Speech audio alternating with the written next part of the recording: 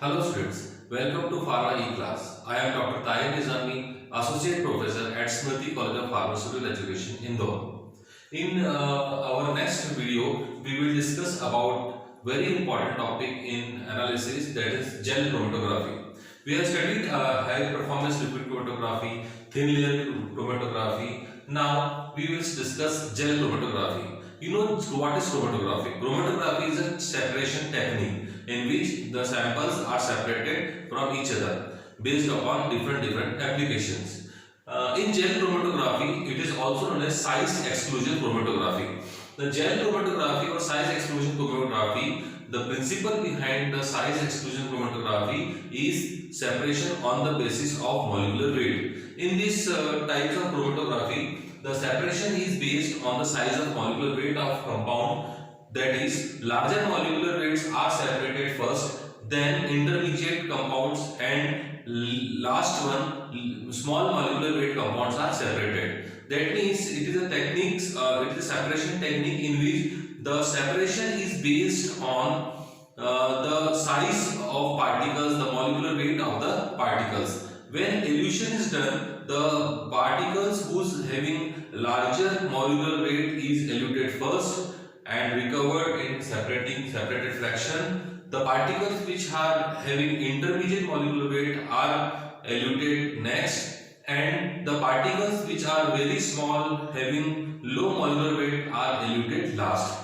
So that is why the principle behind gel chromatography and size exclusion chromatography is the separation based on the particle size or molecular weight. That is why the word size exclusion is used. Now here gel word is also used because in the stationary column we will use gel as our stationary phase. Now let us discuss the instrumentation part. This is having very simple instrument, like we have a clamp stand to which a cylindrical hollow column made up of glass is attached, which is fixed through these clips to the column. This column is hanged over this clamp having a base. At base we have a flask for receiving separated fractions, and in this cylindrical hollow column made up of glass, we will pack our stationary phase. Now here the stationary phase are cross-linking polymers. These cross-linked polymers are circular bead-shaped compound which are present in the column, and they are arranged in the column randomly,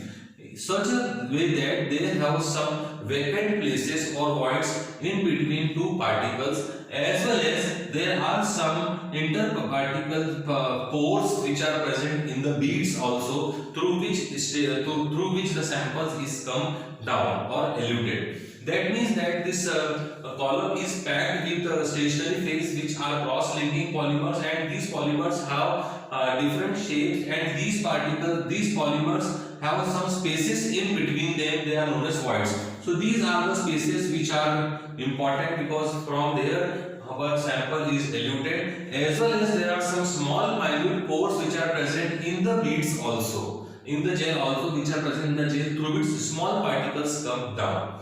Now here we will put our sample. For example, our sample have some larger particles. I have marked with red color. Our sample have some intermediate particles. I have marked it with blue color. And our sample have some smaller particles. I have marked with black color. That is for just a representation. So our sample, which has to be separated, is put on the above the stationary phase, and this sample are containing larger particles, intermediate particles, and smaller particles. As I told, that separation is based on the molecular weight. So different sizes of particles are kept, and here we put the stationary mobile phase. Suitable mobile phase is put. Now what happens that when mobile phase is mixed with this sample, the sample is dissolved then, and the larger particles elute first. Why larger particles elute first? Because the sample is dissolved in the solvent, and there are some large wide spaces in between these cross-linked polymers, and these large voids, big spaces allow larger particle to move fast into the column and to the gravitational force, they are collected in the separating funnel, separating mixture. So the question arises, why larger particles move first? Why not smaller particles? So larger particles move fast because they are dissolved in mobile phases and they come through these pores, voids, which are larger in size. So since larger space is there, the particles easily come down to gravitational force and collected into the collecting flask. Intermediate particles will also pass through these spaces, wide spaces, but they start passing from these pores also, and that is why they come after larger particles. Then what happened to smaller particles? The smaller particles will purely come from these small pores which are present inside the gels, and they come through these pores. So when they come through these pores, they will take time and they will elute last. So that is why in column chromatography, in the gel chromatography, the larger particles come fast because they have larger space. They can enter through voids. They cannot come to the they could not come to the smaller pores inside the beads or gels. They come through voids. That is why they come fast and they separated first. If we draw the graph between the graph will show that first we get larger particles, then we get intermediate particles, and finally last we get smaller particles, because smaller particles do not come through voids but they come through the pores which are present in the stationary phase, which is very fine pores. So this is a simple instrumentation of gel chromatography or size exclusion chromatography. We can classify gel chromatography into two types. Number one is gel filtration chromatography and number two is gel permeation chromatography.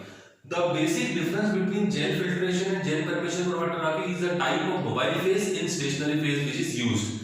For example, in gel chromatography, the mobile phase is aqueous mobile phase or it can be a buffer solution.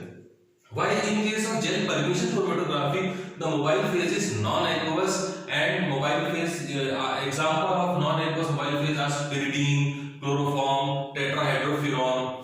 So the first difference between gel filtration chromatography and gel permeation chromatography is that in gel filtration chromatography the mobile phase is aqueous or buffer solution. In gel permeation chromatography the mobile phase is non-aqueous, example pyridine, chloroform and tetrahydrofuran.